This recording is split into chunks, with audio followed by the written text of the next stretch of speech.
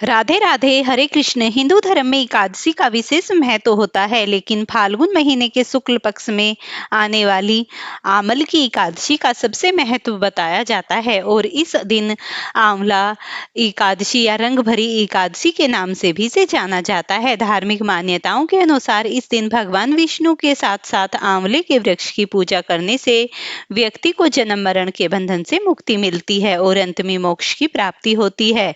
आंवली का अर्थ होता है आंवला और इसी कारण से क्योंकि इस दिन आंवले के वृक्ष की पूजा का भी विधान है, इस एकादशी का नाम आमल की पड़ा। इसके अलावा भगवान शिव पहली बार देवी पार्वती जी को गोना कराकर काशी विश्वनाथ लेकर आए थे और इस खुशी में काशी में शिव भक्तों ने रंग भरी अबीर गुलाल उड़ाकर उनका स्वागत किया था, इसीलिए इसे रंग भरी एकादशी के नाम से जाना जाता है। आइए जानते हैं साल 2026 में आमल की एकादशी कब है। होली का ठीक पहले आने वाली इस एकादशी के दिन पूजा का मुहूर्त क्या रहेगा और इस दिन भद्रा भी लग रही है। भद्रा को अशुभ माना जाता है, तो भद्रा काल कब से कब तक रहेगा। भद्रा का वास कहाँ रहेगा।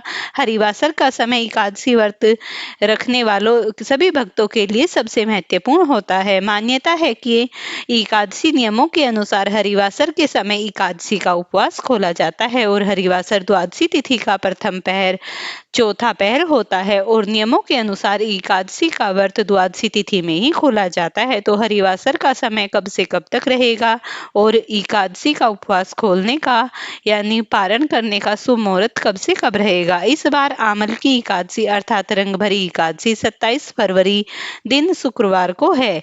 इस दिन व्रत रखा जाएगा। एकादशी तिथि हिंदू पंचांग के अनुसार 26 फरवरी दिन गुरुवार को देर रात 12:34 से प्रारंभ होगी। एकादशी तिथि शुक्रवार को पूरा दिन रहेगी और 27 फरवरी को इसका समापन होगा। एकादशी तिथि शुक्रवार को 27 फरवरी की देर रात 10:33 पर होगी और इस दिन ब्रह्म मुहूर्त सुबह के 5:17 से 6:05 तक रहेगा। सूर्योदय होगा सुबह के 6:54 पर, सूर्यास्त होगा शाम को 6:25 पर। आद्रा नक्षत्र सुबह के 10:48 तक रहेगा, बाद में पुनर्वसु नक्षत्र प्रारंभ होगा और आयुष्मान योग इस दिन शाम को 7:43 तक रहेगा, बाद में सौभाग्य युग प्रारंभ होगा। भद्रा काल शुक्रवार को सुबह 11:31 से प्रारंभ हो जाएगा और उसके बाद में भद्रा का वास स्वर्गलोक व मृत्युलोक में, जो कि पृथ्वीलोक पर किसी भी अशुभ मांगलिक कार्य के लिए अशुभ नहीं होगी। इस दौरान पूजा पाठ संबंधी कार्य किए जा सकते हैं। राहु काल सुबह के 10:30 से 12 बजे तक रहेगा। द्वादशी तिथि 27 फरवरी शुक्रवार रात 10:34 से शुरू होगी और 28 फरवरी शनिवार को रात 8:43 पर द्वादशी तिथि का समापन हो जाएगा और 28 फरवरी दिन शनिवार को ब्रह्म मुहूर्त सुबह के 5:16 से 6:04 तक रहेगा।